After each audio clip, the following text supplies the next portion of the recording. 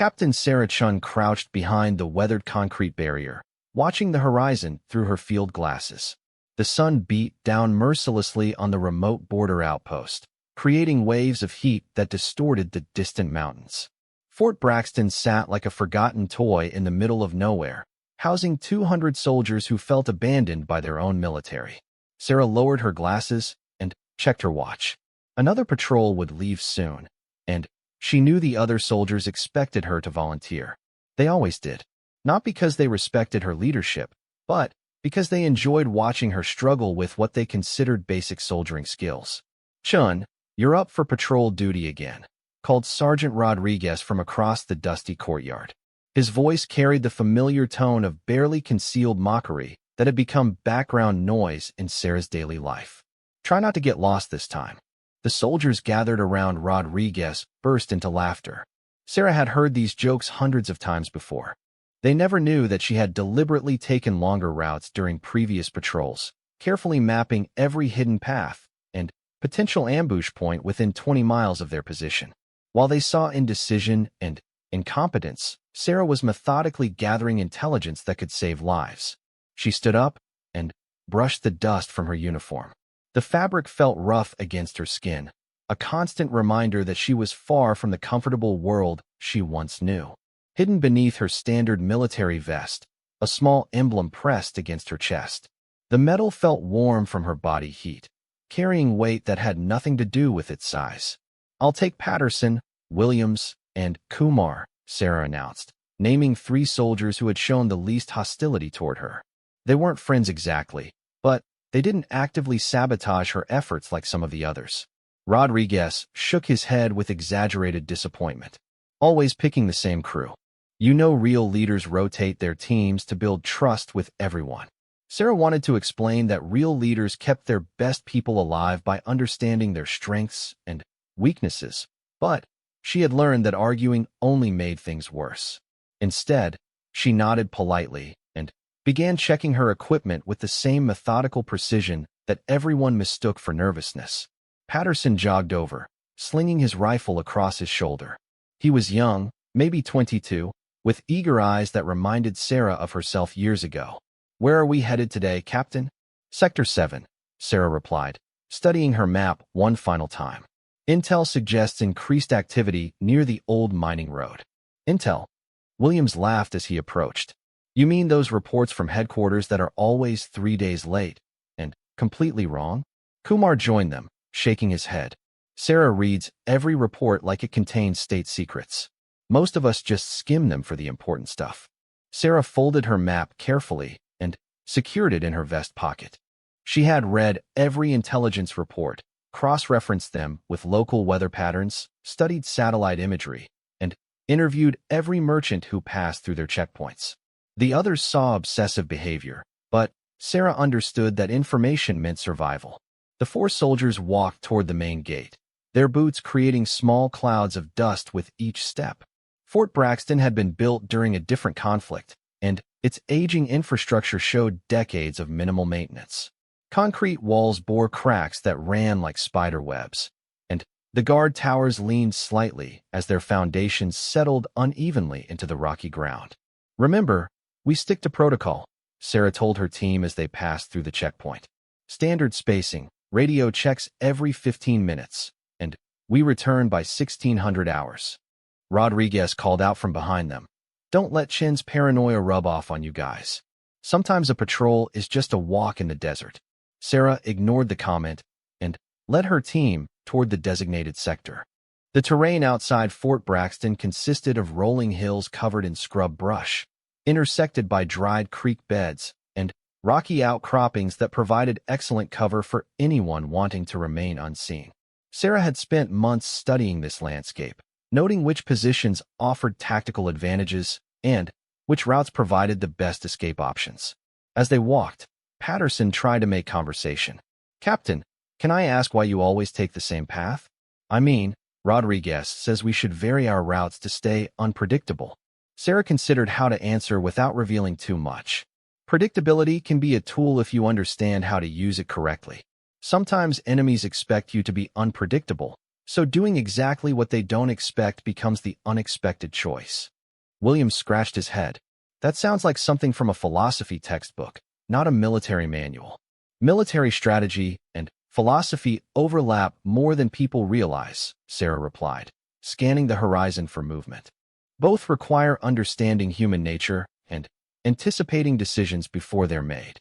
Kumar adjusted his equipment straps and pointed toward a cluster of rocks about half a mile ahead. Should we check those formations? They could hide observers. We'll approach from the southeast, Sarah decided. The sun will be behind us, making it harder for anyone in those rocks to spot our movement until we're close enough to engage.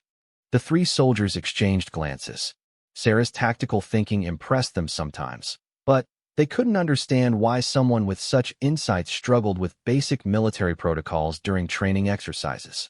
They had watched her stumble through obstacle courses that they completed easily, seen her take extra time on marksmanship tests that should have been routine, and witnessed her apparent confusion during standard formation drills. What they didn't know was that Sarah deliberately performed poorly on these exercises. Her real training had occurred in facilities that didn't officially exist, under instructors whose names never appeared on any roster.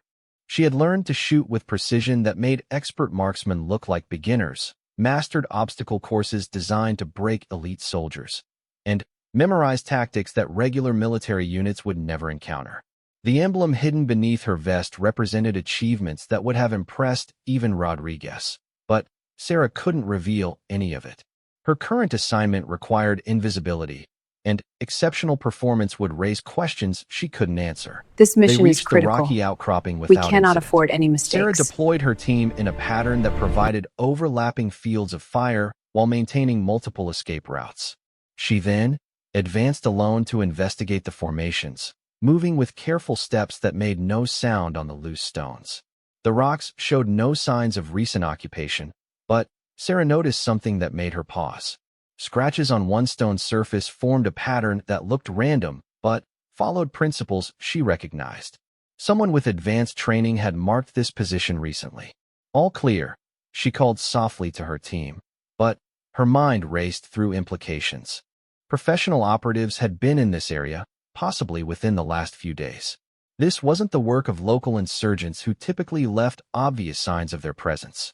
They continued their patrol, checking 3 more positions before beginning their return journey. Sarah maintained normal conversation with her team while mentally cataloging every detail that seemed out of place. A broken branch here, disturbed soil there, subtle signs that trained eyes could read like a written message. "Captain," Patterson said as they crested a hill that gave them a view of Fort Braxton, "can I ask you something personal?" Sarah tensed slightly. Personal questions always carried risks. "What do you want to know? Why did you join the military? I mean, you're obviously smart enough for other careers. You could probably make a lot more money in the private sector." The question hit closer to truth than Patterson realized. Sarah had given up a lucrative career, comfortable living conditions, and the respect of her peers to accept this assignment. She couldn't explain that her current role served purposes that transcended personal ambition. Sometimes people choose service because they understand that some things matter more than personal comfort, Sarah answered carefully. Freedom, justice, protecting innocent people, these aren't just abstract concepts for everyone. Kumar nodded thoughtfully. That's pretty idealistic for someone our age. Most people get cynical after a few years in uniform. Cynicism is just disappointed idealism, Sarah replied. I'd rather risk disappointment than stop believing that our work makes a difference. Williams kicked a stone down the hillside. You sound like a recruiting poster sometimes. Don't you ever get frustrated with the bureaucracy, the politics, all the stupid decisions that come down from headquarters? Sarah almost smiled. If he only knew how many truly stupid decisions she had witnessed at levels far above their current command structure. Frustration comes with any job. The question is whether you're working towards something worth the frustration. They approached Fort Braxton's main gate as the sun began its descent toward the horizon. The guard towers cast long shadows across the desert, and Sarah could see other patrols returning from their own sectors. Everything appeared normal, but the markings she had discovered continued to trouble her thoughts. Back at the base, Sarah completed her patrol report with the same meticulous attention to detail that her colleagues found excessive. She described terrain features, weather conditions, equipment status, and team performance, but made no mention of the suspicious markings. That information would go into a different report, transmitted through channels that Rodriguez and the others didn't know existed.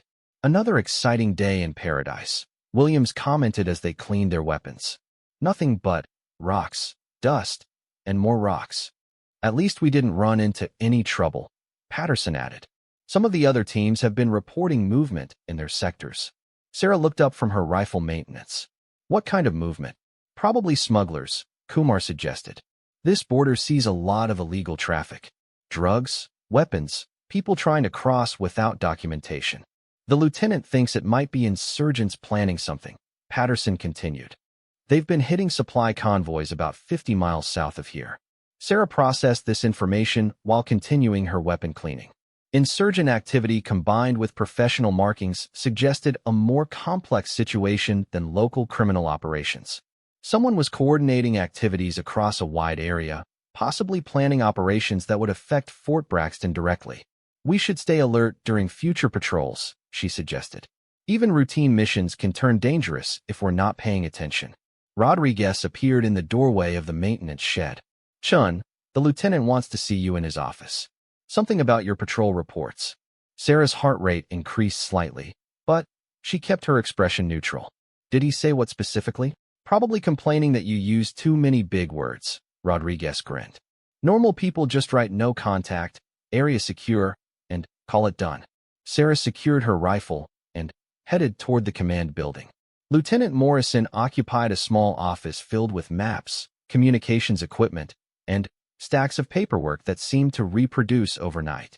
He was a decent officer who meant well, but his experience came from conventional military operations rather than the unconventional threats they faced in this region.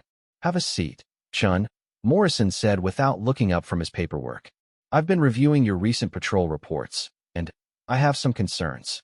Sarah sat down carefully, maintaining the posture of a junior officer receiving feedback from a superior. What kind of concerns, sir? Your reports are very detailed. Morrison began, finally, meeting her eyes. Almost too detailed. You describe terrain features that aren't relevant to security assessment, weather conditions that don't affect operational planning, and equipment performance that belongs in maintenance reports. I believe thorough documentation serves multiple purposes, sir, Sarah replied. Today's irrelevant detail might become tomorrow's crucial intelligence. Morrison nodded slowly. That's not necessarily wrong, but it suggests you're overthinking routine operations. This isn't a war zone, Chun. We're conducting border security patrols, not reconnaissance behind enemy lines. Sarah wanted to explain that every border could become a war zone instantly, that professional militaries gathered intelligence continuously rather than waiting for conflicts to begin, and that the markings she had discovered suggested threats far more serious than routine smuggling operations. Instead, she said, I understand your concerns, sir.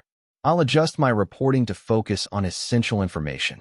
I appreciate your dedication, Morrison continued, but I also want you to work on building stronger relationships with your fellow soldiers. Leadership requires trust, and you understand the trust consequences develops of through this shared oversight. experiences. We can't and afford any lapses mutual in protocol respect. moving forward. Yes, sir. I'll make an effort to integrate better with the team. Morrison dismissed her with instructions to report for duty the following morning. Sarah walked back toward her quarters, passing groups of soldiers who were finishing their evening meal and preparing for off-duty activities. Some played cards, others wrote letters home, and a few gathered around a small television that received intermittent signals from distant cities. Sarah's quarters consisted of a small room with basic furniture and minimal personal belongings. She had learned long ago to travel light and avoid accumulating objects that could complicate rapid departures. Her only valuable possession was the emblem hidden in her vest, and even that carried risks if discovered by the wrong people. She sat on her narrow bed and carefully removed the small piece of metal from its hiding place. The emblem showed no external markings that would identify its significance to casual observers, but Sarah knew it represented training, missions, and sacrifices that most soldiers would never understand. It connected her to a world of shadows and secrets where success meant invisibility and failure meant death. A knock on her door interrupted her thoughts. Sarah quickly concealed the emblem and called, "Come in." Patterson entered, looking slightly embarrassed. "Sorry to bother you, Captain. I wanted to ask about tomorrow's assignment." "What about it?" "Well, some of the guys think we should request a different patrol route. They're saying Sector 7 is getting boring, and we should explore areas we haven't covered recently." Sarah studied Patterson's face, noting the nervous energy that suggested peer pressure rather than genuine tactical concerns. "What do you think?" "Honestly, I think your approach makes sense. You obviously know something about military strategy, and if you want to keep covering the same areas, you probably have good reasons." "Thank you for saying that," Sarah replied. "But you should also trust your own judgment. What did you observe during today's patrol that supports or contradicts our current approach?" Patterson considered the question seriously. "I noticed that you spotted things the rest of us missed. Little details about the terrain, signs that someone had been in the area recently. It made me realize I need to pay more attention to my surroundings." "Observation is a skill that improves with practice," Sarah assured him. "The more you actively look for details, the better you become at interpreting what they mean." After Patterson left, Sarah prepared for sleep while her mind continued processing the day's events. The professional markings she had discovered represented a significant escalation in regional threats, but she couldn't act on this information without revealing knowledge that would compromise her cover identity. She lay in her narrow bed, listening to the sounds of a military base settling into evening routines. Guard shifts changed, communications equipment hummed quietly, and desert wind rattled loose equipment that should have been secured properly. These familiar sounds provided comfort, but Sarah remained alert for anything unusual that might indicate approaching danger. Tomorrow would bring another patrol, another opportunity to gather intelligence while maintaining her facade of barely adequate military competence. The other soldiers would continue dismissing her as a failed officer who somehow managed to avoid serious consequences for her supposed limitations. The morning briefing felt different from usual. Lieutenant Morrison stood before a room filled with tired soldiers, his expression more serious than Sarah had seen in weeks. Intelligence reports covered his desk like fallen leaves, and the communications radio crackled with increased traffic from regional headquarters. "We've received reports of insurgent movement in multiple sectors," Morrison announced. 3 supply convoys have been attacked in the past week, and there are indications that hostile forces may be planning operations in our area of responsibility. Sarah listened carefully while maintaining the slightly confused expression that her fellow soldiers expected from her. She had anticipated this development after discovering the professional markings during yesterday's patrol, but she couldn't reveal her advanced knowledge without raising questions about her intelligence sources. Rodriguez raised his hand. "Sir, are we talking about local criminals or something more organized?"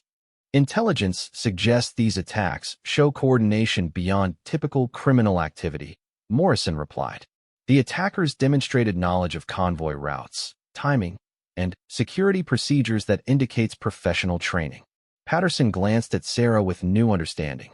Her obsessive attention to patrol details suddenly seemed more relevant when facing enemies who planned operations with similar precision. Morrison continued, "All patrols will now operate with enhanced security protocols. Teams of 4 minimum, radio contact every 10 minutes, and immediate withdrawal if contact with hostile forces occurs." Sarah wanted to suggest additional precautions based on her experience with insurgent tactics, but doing so would contradict her established persona of cautious incompetence. Instead, she raised her hand like a student asking for clarification. "Sir, should we modify our patrol routes to avoid predictable patterns?" "Good question, Chun," Morrison nodded. "Yes, we'll be rotating sectors and varying our timing to make it harder for anyone watching our movements." Rodriguez muttered something under his breath about Sarah finally asking sensible questions, but she ignored the comment. Her mind was already analyzing threat scenarios and planning defensive measures that she couldn't openly suggest. After the briefing, Sarah assembled her usual team for what was supposed to be a routine patrol of Sector 5. The area consisted of rocky terrain cut by a series of narrow valleys that provided excellent concealment for hostile forces. Sarah had studied satellite imagery of this region extensively, noting positions that offered tactical advantages to both attackers and defenders. Stay alert today, she told Patterson, Williams, and Kumar as they checked their equipment. Those intelligence reports might seem abstract, but professional insurgents are extremely dangerous. Williams slung his rifle across his shoulder with practiced ease. How dangerous can they be? We're talking about a handful of guys with small arms, not a real military force. Sarah almost corrected him, then remembered that most soldiers had never encountered truly professional insurgent operations. They imagined poorly equipped criminals rather than former special forces operatives with advanced training and sophisticated equipment. Small numbers don't necessarily mean limited capability, Sarah said carefully. Sometimes a few experts can accomplish more than larger groups of inexperienced fighters. Kumar adjusted his radio settings and performed a communication check with base operations. Chin's right about staying alert, but we shouldn't let paranoia affect our judgment. Most of these threats turn out to be false alarms. They departed Fort Braxton through the northern gate, heading toward terrain that Sarah had mentally cataloged as ideal for ambush operations.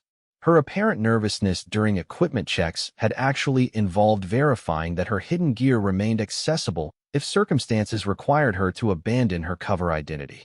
The sun climbed steadily as they moved through increasingly rough country. Sarah led her team along routes that provided maximum cover while allowing rapid movement toward defensive positions if attacked. Her tactical planning appeared to be the result of excessive caution rather than professional expertise. "Captain," Patterson said after they had walked for an hour, "can I ask why you always choose the most difficult routes? There are easier paths that would get us to the same checkpoints." Sarah pointed toward a ridgeline about half a mile to their east. Easy routes are also predictable routes. If someone wanted to ambush a patrol, they would position themselves along the obvious approaches. But if we're trying to avoid contact, wouldn't it make more sense to use paths that are less likely to intersect with hostile forces? Williams asked. "It depends on whether your priority is avoiding contact or maintaining operational effectiveness," Sarah replied. "Sometimes the safest approach involves accepting calculated risks to maintain tactical advantages." Kumar shook his head with mild frustration. "You talk like someone who's studied military tactics extensively, but then you struggle with basic field exercises. It doesn't add up." Sarah felt the familiar tension of maintaining her cover story while providing leadership that could keep her team alive. Academic knowledge and practical application are different skills. Understanding theory doesn't guarantee success in real situations. They reached their first checkpoint without incident, but Sarah noticed subtle signs that made her increasingly concerned. Disturbed vegetation suggested recent passage of multiple individuals, and she spotted a reflection from metal objects in a distant valley that could indicate surveillance equipment or weapon optics. "We need to change our approach," Sarah announced suddenly. "I'm seeing indicators that suggest this area has received recent attention from unknown parties." Patterson looked around nervously. "What kind of indicators?" Sarah pointed toward the distant valley. "Watch that ridgeline for 30 seconds and tell me what you observe." The three soldiers stared intently at the specified area. After several moments, Kumar spoke up.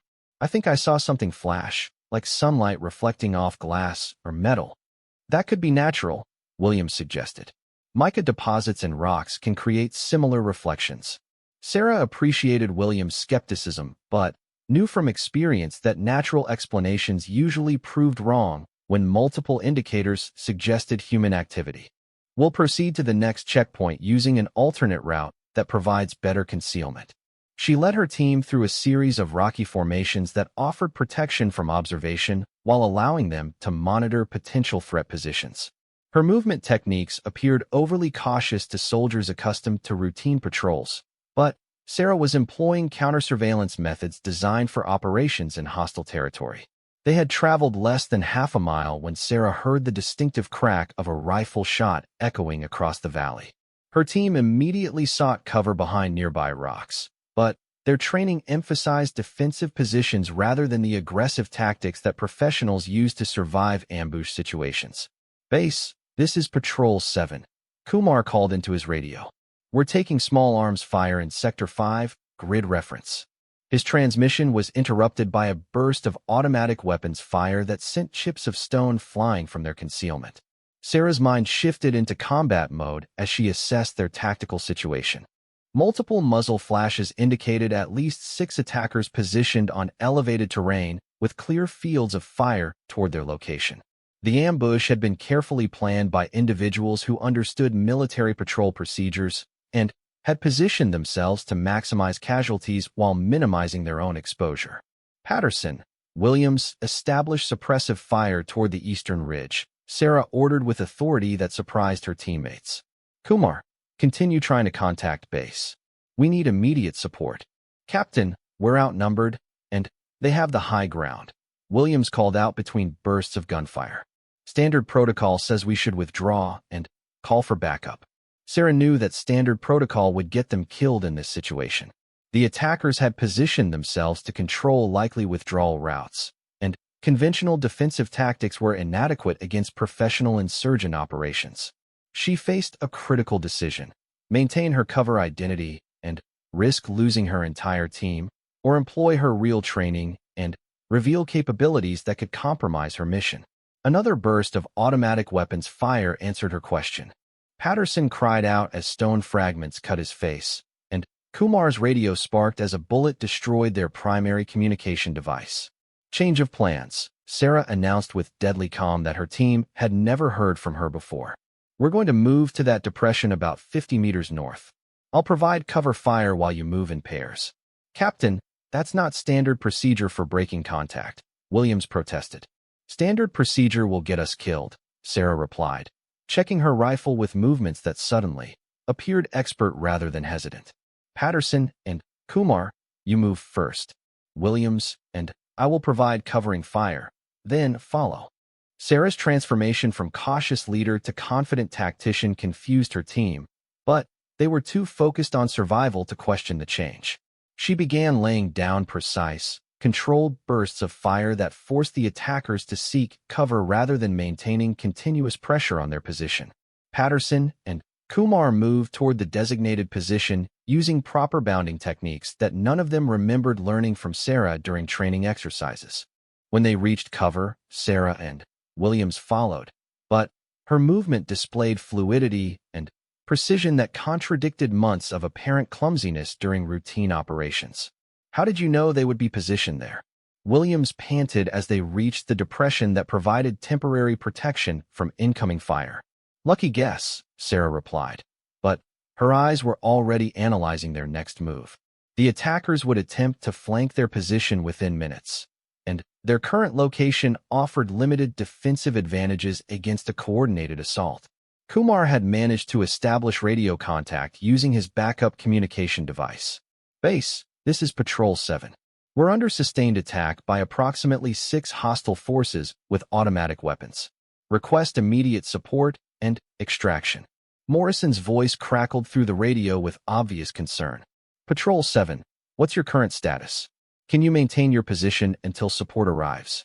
Sarah knew that support would arrive too late if they remained passive.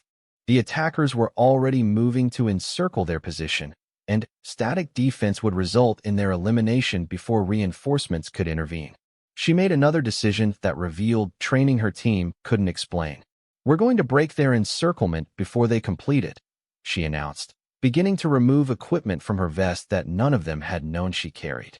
Patterson stared as Sarah revealed items that weren't part of standard patrol gear: advanced optical equipment, specialized ammunition, and communication devices that belonged to elite military units rather than routine border security operations. Captain, where did that equipment come from? Williams asked with growing confusion.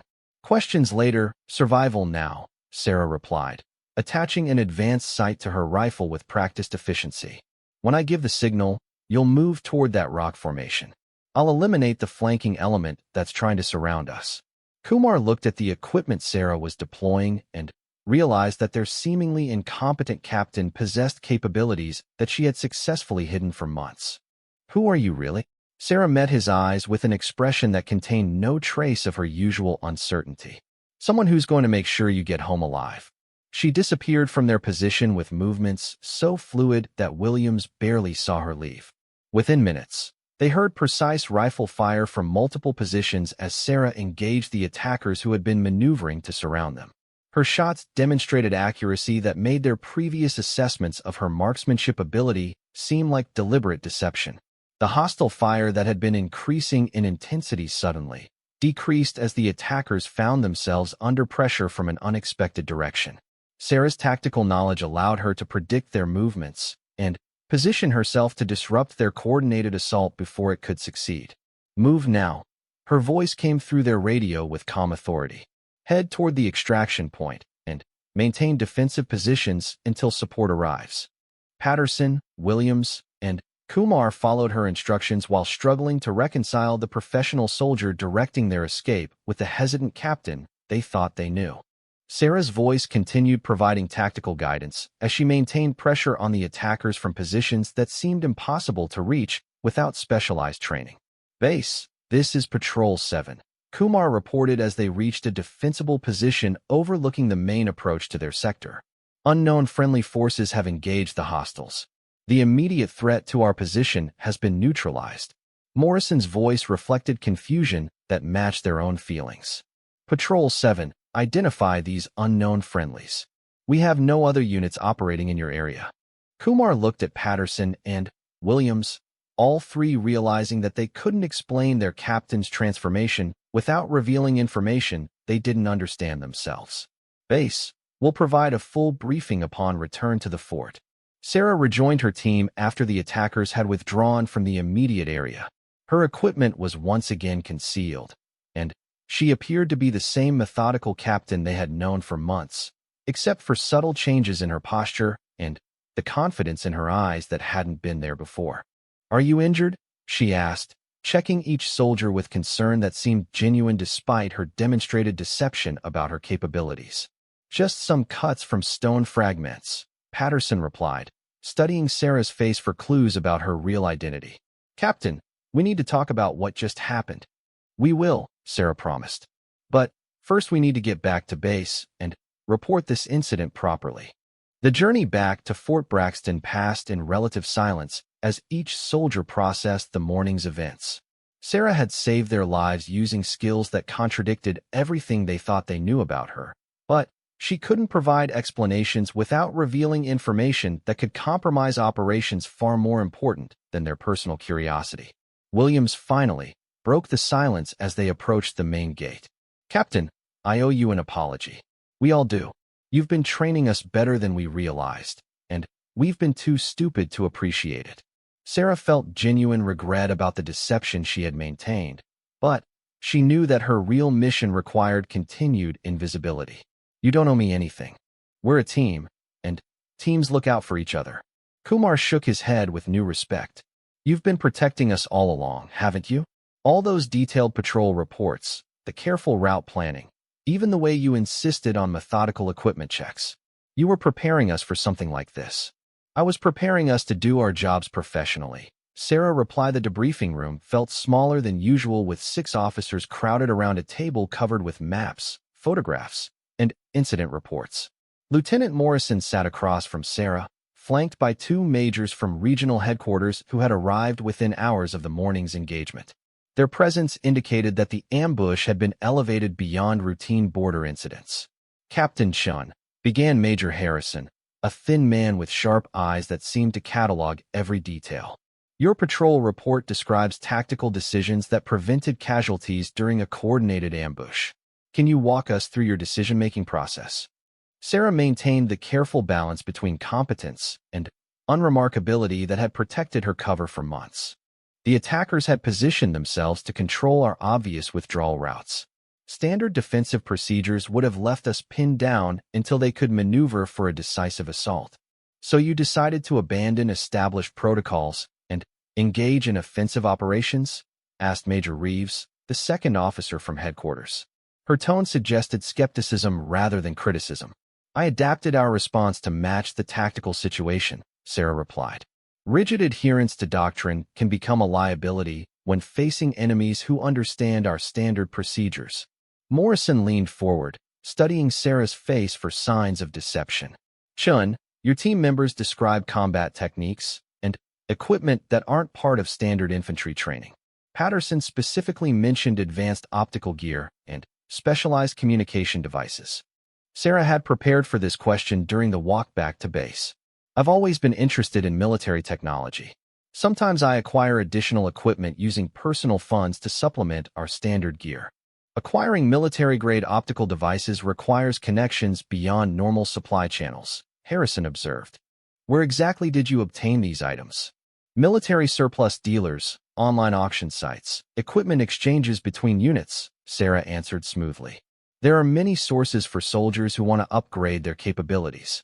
The explanation sounded plausible enough to avoid immediate challenge, but Sarah could see that both majors remained suspicious. Her demonstrated expertise exceeded what could be explained by personal interest and commercial equipment purchases. Reeves opened a folder containing documents that Sarah couldn't see clearly from her position. Captain, we've reviewed your service record, and there are some gaps in your training history that we'd like clarified. Sarah's pulse increased slightly, but she maintained steady eye contact. What kind of gaps, ma'am? Your file shows completion of basic infantry training, but several advanced courses are listed without specific details about curriculum or instructors, Harrison explained. Additionally, your psychological evaluations contain recommendations for specialized duties that aren't clearly defined. These were the carefully constructed inconsistencies that provided her cover identity with legitimacy while concealing the true nature of her training. Sarah's handlers had created a service record that would satisfy routine scrutiny without revealing her involvement in classified programs. I participated in several pilot training programs that were still being developed, Sarah said. The documentation may be incomplete because these programs were eventually discontinued or merged with other initiatives. Morrison nodded thoughtfully. That would explain the gaps, but it doesn't address your team's observations about your combat performance. They describe someone with expertise that goes well beyond basic infantry training. Sarah chose her words carefully. Stress can reveal capabilities that don't show up during routine operations. Sometimes people surprise themselves with what they can accomplish when lives are at stake. Or they reveal training that they've been concealing for undisclosed reasons, Reeves suggested quietly. The statement hung in the air like smoke from an extinguished fire. Sarah realized that her cover story was being systematically dismantled by officers who understood that her demonstrated expertise couldn't be explained by official records or personal initiative. Ma'am, I'm not sure what you're suggesting, Sarah replied with carefully controlled confusion. Are you implying that I've been dishonest about my background? Harrison consulted his notes before responding. We're trying to understand how a captain with your official training history managed to conduct counter-ambush operations that would challenge experienced Special Forces personnel. Sarah felt the weight of the hidden emblem against her chest, knowing that its discovery would answer their questions while creating far more serious problems. Her real identity connected her to operations that these officers weren't cleared to know about, missions that required absolute secrecy to protect national security interests. Perhaps I've been underestimated, Sarah suggested. Sometimes people assume that methodical behavior indicates limited capability, but careful planning and attention to detail can substitute for extensive training in many situations. Careful planning doesn't explain expert marksmanship or advanced tactical movement, Reeves countered. Your team describes watching you engage multiple targets from positions that required specialized infiltration techniques. Morrison looked genuinely confused by the direction of the questioning. Ma'am, regardless of Captain Chen's background, her actions saved the lives of 3 soldiers and prevented a successful ambush. Shouldn't we be focused on the intelligence implications rather than investigating our own personnel? The two issues may be connected, Harrison replied. If Captain Chen has undisclosed training or background, it could affect how we interpret this incident and plan our response to future threats. Sarah appreciated Morrison's attempt to redirect the conversation, but she could see that the headquarters officers were following a predetermined line of inquiry that wouldn't be easily deflected. Someone had noticed inconsistencies in her cover identity and assigned them to investigate. Gentlemen, she said with the slight desperation of someone facing unfair accusations, I understand that my performance today may seem inconsistent with your expectations, but I've always tried to prepare myself as thoroughly as possible for military duties.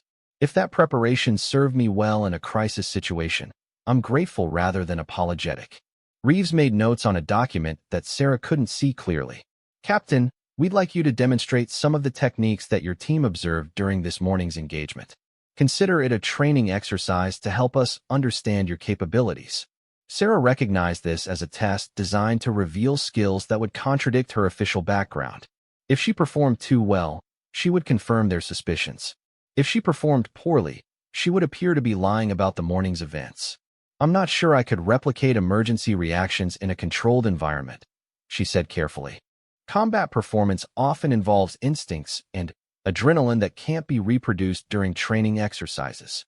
We understand that, Harrison assured her. But basic techniques should be demonstrable regardless of stress levels. We're particularly interested in the infiltration methods that allowed you to approach hostile positions undetected. Before Sarah could respond, a knock on the door interrupted the interrogation. A communications technician entered with obvious urgency, carrying a message that immediately captured the officer's attention. Sir, we've received priority intelligence from regional headquarters, the technician announced. There are indications of coordinated insurgent activities across multiple sectors, with your morning's engagement being part of a larger operation. Harrison took the message and read it quickly, his expression becoming increasingly serious. It appears that the attack on your patrol was intended to test our response capabilities in preparation for a larger assault on Fort Braxton itself. Morrison stood up suddenly. When is this assault expected to occur? Intelligence suggests within the next 48 hours, Reeves answered, studying the message over Harrison's shoulder.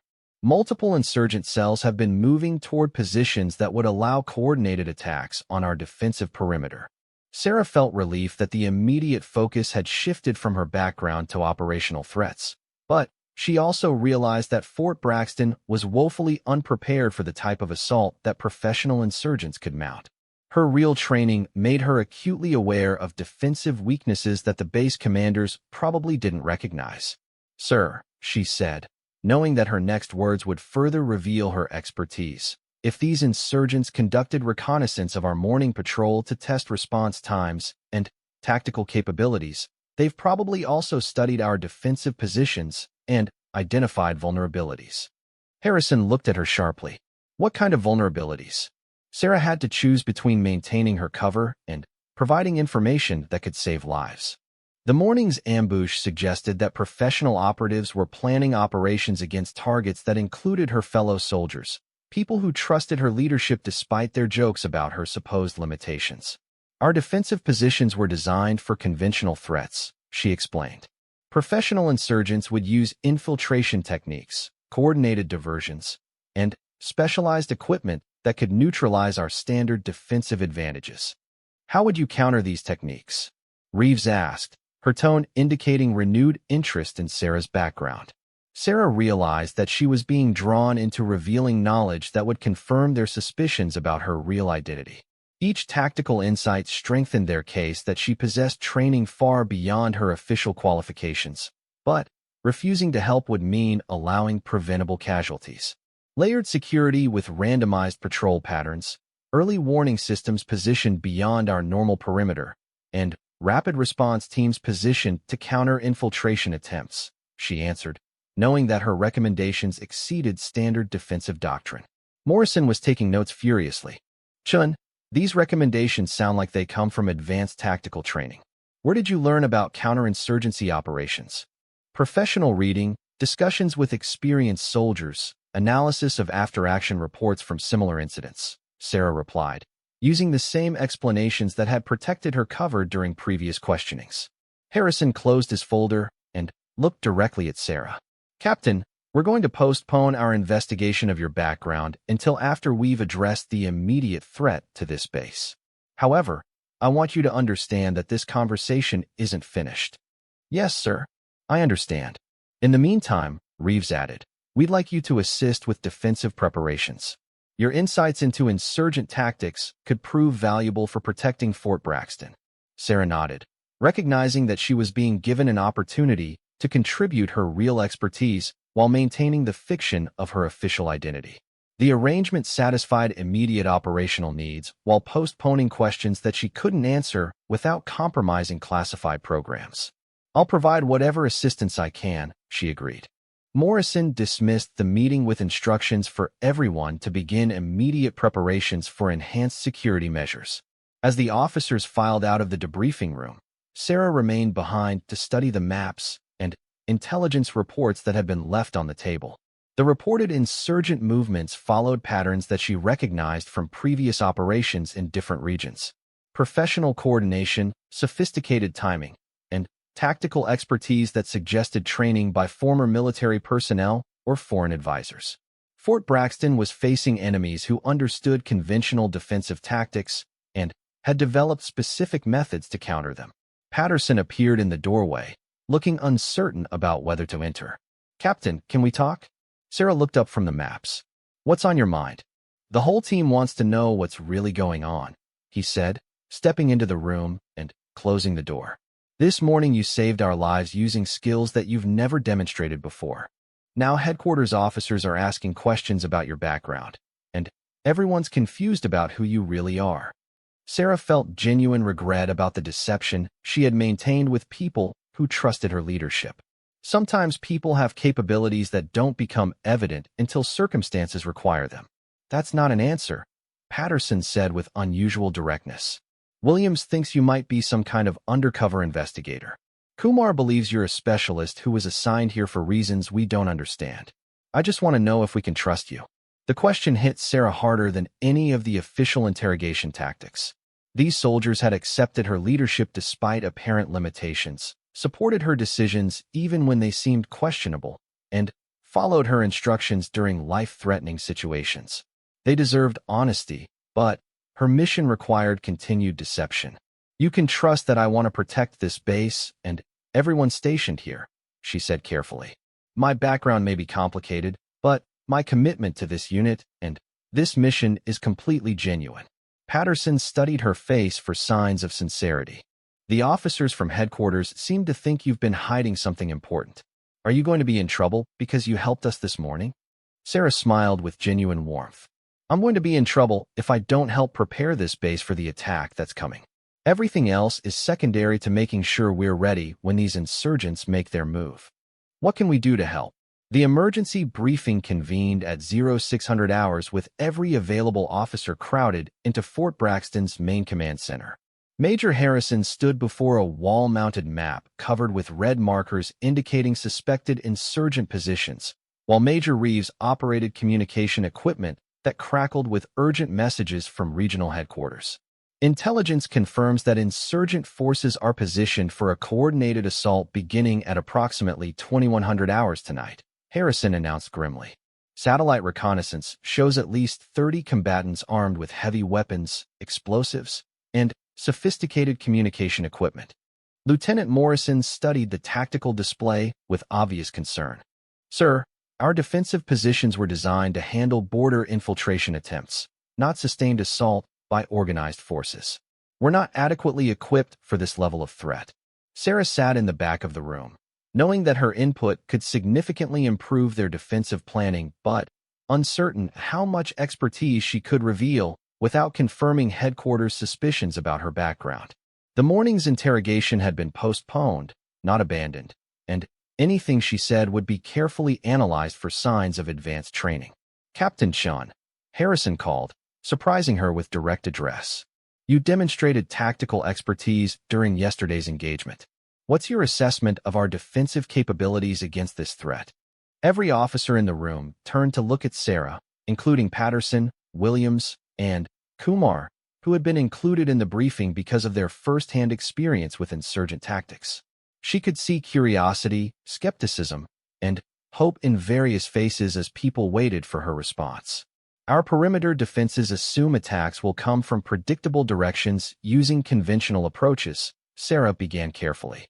"Professional insurgents typically employ diversionary tactics, simultaneous assaults from multiple vectors, and specialized techniques designed to neutralize defensive advantages." Colonel Myers, Fort Braxton's commanding officer, leaned forward with interest. "What specific vulnerabilities concern you most?" Sarah felt the familiar tension of walking a narrow line between helpful insights and dangerous revelations.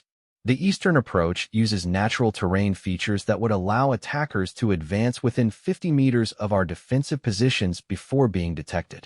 Additionally, our communication systems are vulnerable to jamming or interception by anyone with appropriate electronic equipment. Major Rees looked up from her communication console. Those are sophisticated concerns for someone with basic infantry training. Where did you learn about electronic warfare techniques? Military journals, online tactical forums, discussions with communication specialists, Sarah replied, using explanations that had protected her cover during previous questionings. These topics aren't classified, just not emphasized during standard training programs. Harrison made notes while studying the tactical map. Assuming you're correct about these vulnerabilities, what modifications would you recommend? Sarah realized that providing specific recommendations would reveal knowledge that couldn't be explained by casual reading or informal discussions.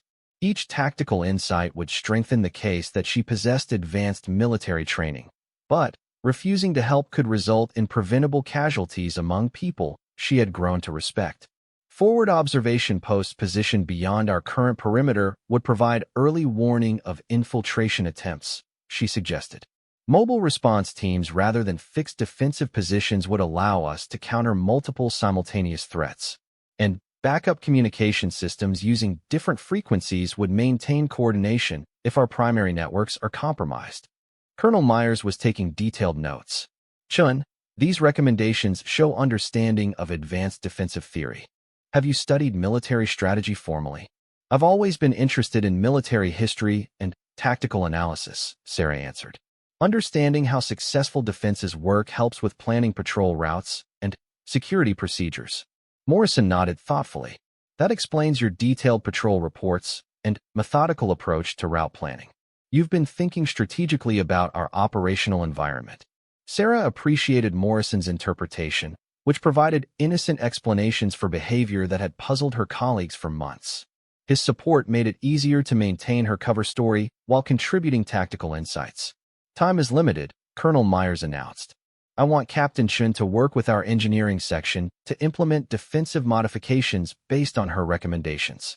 Major Harrison will coordinate with regional headquarters for additional support, and Major Rees will establish backup communication networks. As the briefing dispersed, Sarah found herself assigned to tasks that would require detailed knowledge of Fort Braxton's defensive systems, terrain features, and tactical capabilities. The assignment provided opportunities to significantly improve their chances of survival, but it also meant working closely with engineers and communications specialists who would notice if her expertise exceeded official qualifications. Staff Sergeant Martinez from the engineering section approached her with blueprints and survey maps. Captain, Colonel Myers wants us to position observation posts according to your recommendations. Can you show me the specific locations you have in mind? Sarah studied the maps while considering how much detail she could provide without revealing professional knowledge of defensive planning. The optimal positions required understanding of sight lines, communication ranges, and tactical coverage that came from specialized training rather than general military interest. These ridgelines would provide maximum observation range while offering concealed positions for the observers, she explained, marking several locations on the map. The positioning creates overlapping coverage that would make it difficult for infiltrators to approach undetected. Martinez examined her markings with growing respect. Captain, these positions show understanding of military engineering principles. The sight lines, communication ranges, and defensive angles are professionally calculated. I've spent a lot of time studying this terrain, Sarah replied carefully. Months of patrol experience provide insights that aren't obvious from maps alone. Maybe so, but positioning defensive elements requires knowledge of fields of fire, dead space analysis, and communication network design, Martinez continued. This level of planning suggests formal training in defensive tactics. Sarah realized that every recommendation she made was providing evidence for investigators who suspected her of concealing advanced military background. Her tactical insights were too sophisticated to be explained by casual interest or informal study, but implementing proper defensive measures could prevent catastrophic losses during the coming assault. Sergeant, We have less than 12 hours to prepare for a coordinated attack by professional insurgents, she said with quiet authority. I'd prefer to focus on saving lives rather than debating the source of tactical knowledge. Martinez nodded with understanding. Yes, ma'am. I'll begin positioning the observation posts immediately. As Martinez departed, Sarah noticed Patterson observing their conversation from across the command center. He approached with the expression of someone who had reached uncomfortable conclusions about his commanding officer. Captain, can we talk privately? They walked outside to a maintenance area where their conversation wouldn't be overheard by officers or enlisted personnel. Patterson looked directly at Sarah with a seriousness that she hadn't seen from him before. Ma'am, I've been thinking about everything that's happened over the past 2 days, he began. Your combat performance during the ambush, the equipment you produced from nowhere, your tactical recommendations during this morning's briefing, and the way you're planning defensive modifications with professional expertise. Sarah waited for him to continue, knowing that Patterson was intelligent enough to recognize patterns that others might miss. You're not really a basic infantry captain who got assigned to a border post because of mediocre performance, Patterson concluded. You're someone with advanced training who's been pretending to be less capable than you actually are. The direct accusation hung between them like an unexploded bomb. Sarah could deny everything and hope that Patterson would accept her explanations, or she could trust him with partial truth while maintaining essential secrecy about her real mission. Why do you think I would pretend to have limited capabilities? She asked carefully. I don't know, Patterson admitted. Maybe you're investigating something at Fort Braxton. Maybe you're testing our unit's effectiveness. Maybe you're here for reasons that none of us understand. But I know you've been hiding your real abilities. Sarah studied Patterson's face, noting determination mixed with respect rather than suspicion or hostility. He had reached accurate conclusions about her deception, but his motivations seemed to involve understanding rather than exposing her. What do you plan to do with these suspicions? Help you save lives tonight, Patterson replied immediately. Whatever your real identity or mission, you've proven that you care about the people stationed here. Williams, Kumar, and I trust your leadership, and we want to support whatever you're trying to accomplish. Sarah felt unexpected emotion at Patterson's declaration of loyalty despite her obvious deception. These soldiers were offering trust based on her actions rather than her explanations, accepting leadership from someone they knew was lying about fundamental aspects of her identity. Thank you, she said quietly. Your support means more than you realize. Then, trust us enough to tell us what you really need, Patterson urged. We're not investigators or headquarters officers looking for violations of regulations. We're soldiers who want to survive the coming assault and protect our fellow troops.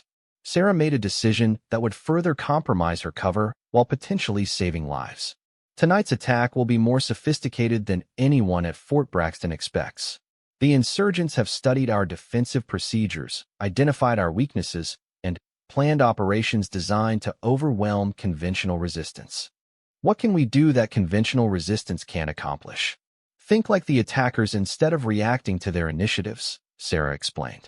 Anticipate their tactics, disrupt their timing, and force them to adapt to unexpected defensive responses. Patterson nodded with growing understanding. You want us to be more aggressive than standard defensive doctrine recommends. I want us to survive, Sarah corrected. Aggression is just one tool for achieving that objective. Their conversation was interrupted by Sergeant Rodriguez, who approached with obvious urgency. Captain, Colonel Myers wants to see you immediately. Something about final preparations for tonight's defense. As they walked back toward the command center, Sarah realized that her cover identity was becoming increasingly difficult to maintain. Each tactical recommendation revealed expertise that contradicted her official background, but failing to provide proper guidance could result in catastrophic losses among people who trusted her leadership. The emblem hidden beneath her vest felt like it was burning against her skin, connecting her to obligations that transcended personal safety or mission security. Tonight would force her to choose between shadows and light, between protecting her secret identity and protecting the lives of soldiers who had become more than assets to be managed or cover stories to be maintained. Inside the command center, Colonel Myers waited with communications equipment that linked Fort Braxton to regional headquarters and other military installations throughout the area. His expression indicated that new intelligence had changed their tactical situation in ways that would require immediate adaptation. Captain Chun, he began without preamble. We've received information that changes our understanding of tonight's threat. The insurgent assault is part of a larger operation targeting multiple military installations simultaneously. Sarah listened with growing concern as Myers described intelligence indicating coordinated attacks across a wide geographic area, suggesting planning and resources that exceeded local insurgent capabilities.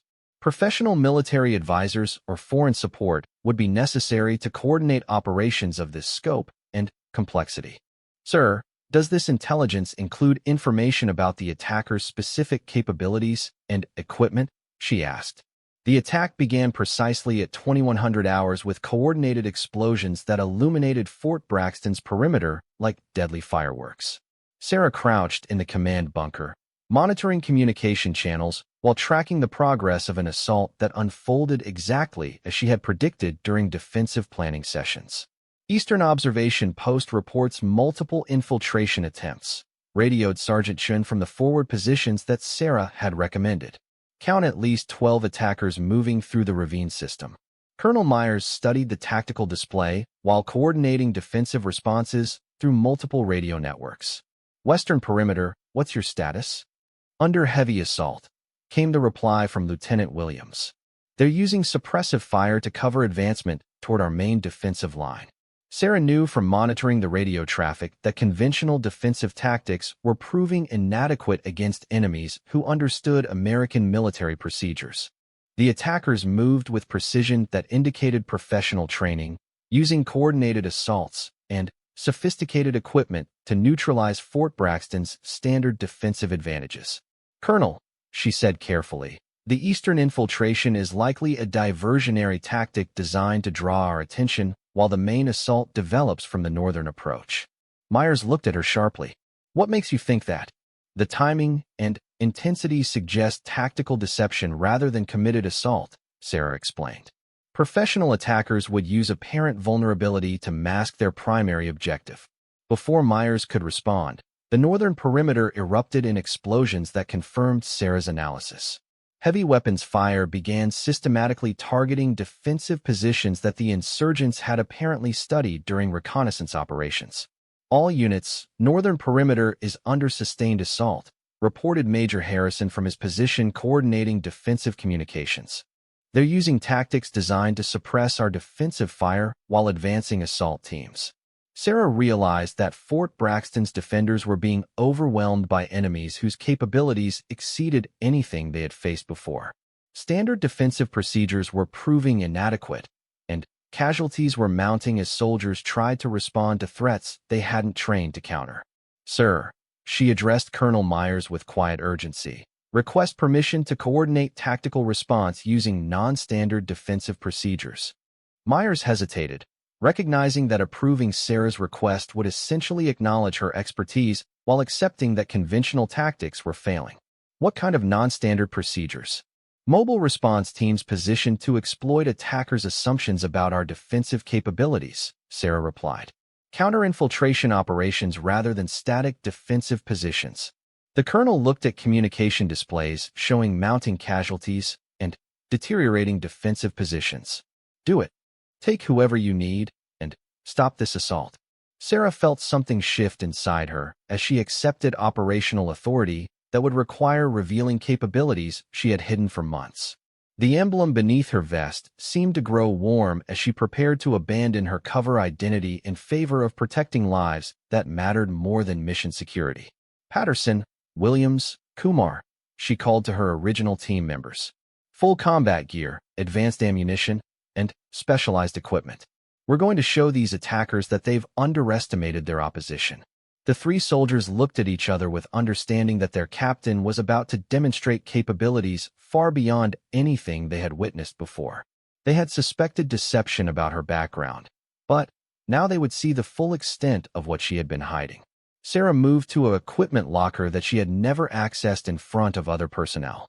Inside were weapons, communication devices, and tactical gear that belonged to elite military units rather than routine border security operations. Her team watched with fascination as she transformed from methodical captain to professional warrior. "Captain," Patterson said quietly, "who are you really?" Sarah looked at him while checking advanced optical equipment that would provide significant advantages during night combat operations. "Someone who's going to make sure you survive this assault." She attached night vision devices and communication equipment that allowed real-time coordination with regional headquarters and other military units operating in the area. Her movements displayed familiarity with specialized gear that indicated training far beyond standard infantry qualifications. "Listen carefully," Sarah addressed her team with authority that commanded instant attention. "These attackers are professionals who understand conventional military tactics. We're going to use techniques they won't expect from a border security unit." Williams stared at weapons that Sarah was distributing from her personal equipment cache. "Captain, this gear is military-grade hardware that isn't available through normal supply channels." Questions later, survival now, Sarah replied with deadly calm. "Tonight you're going to see why I've been so careful about patrol routes, equipment maintenance, and tactical preparation." They moved out of the command bunker toward positions where Sarah could observe the full scope of the assault while planning counter-operations. The attackers had established fire superiority using coordinated heavy weapons that pinned down Fort Braxton's defenders while assault teams maneuvered for decisive attacks. "They're professionals," Kumar observed, watching disciplined tactical movements that demonstrated advanced military training.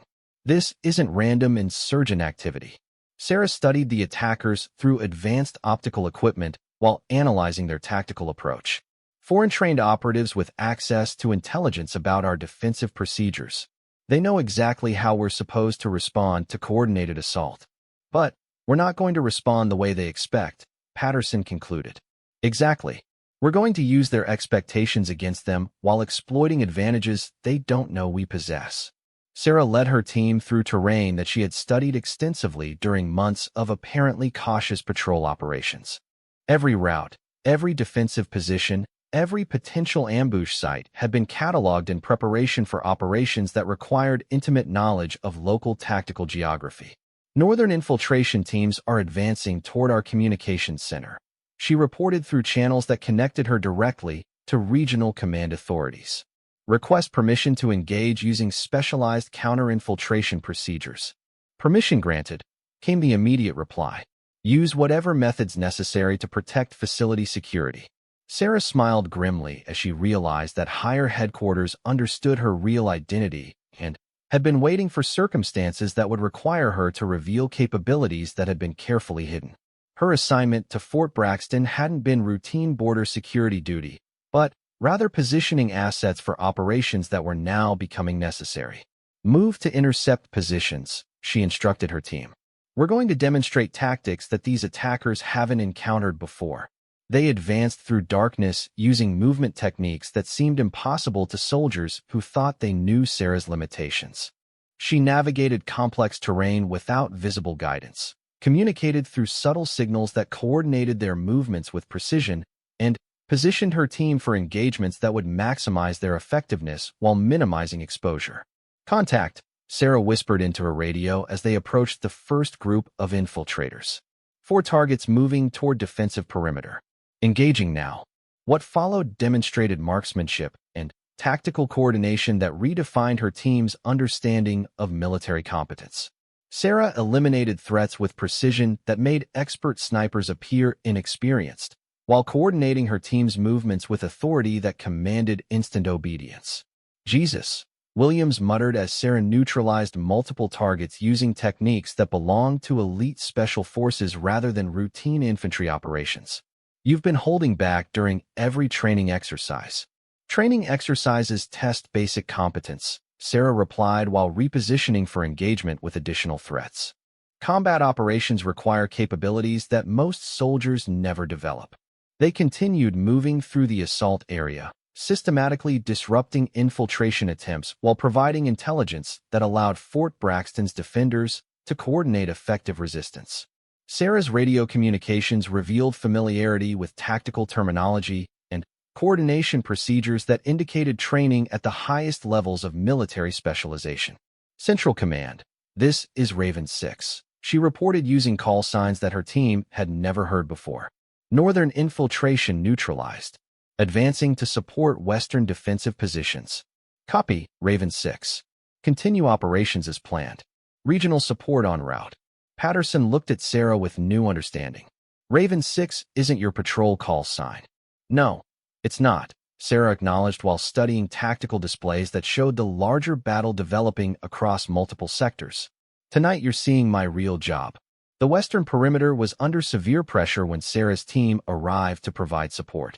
Fort Braxton's defenders had been pinned down by superior firepower while assault teams maneuvered for positions that would allow decisive attacks on their defensive positions. Suppressive fire on designated targets, Sarah instructed, designating enemy positions using advanced target acquisition equipment. Coordinated assault on my signal. Her team followed her instructions with growing confidence as they realized that Sarah's tactical expertise provided significant advantages against enemies who had been dominating conventional defensive operations. Her leadership transformed them from reactive defenders into aggressive counterattackers who seized initiative from professionally trained opponents. Captain, Kumar called during a brief lull in combat. Why have you been pretending to be someone you're not? Sarah reloaded her weapon while considering how much truth she could reveal without compromising ongoing operations. Some missions require invisibility rather than recognition. Sometimes protecting people means letting them think you're less capable than you actually are. But you're not really Captain Chun, are you? I'm exactly who I need to be to keep you alive, Sarah replied with sincerity that transcended questions about identity or deception.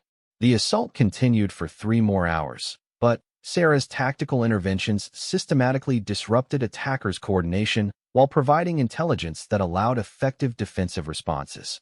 Her team became force multipliers who achieved results far beyond their apparent capabilities by following leadership that exceeded anything they had experienced before.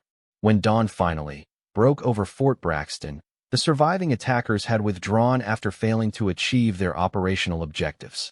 The base had suffered casualties, but Sarah's defensive modifications and tactical interventions had prevented the catastrophic losses that conventional defensive responses would have produced.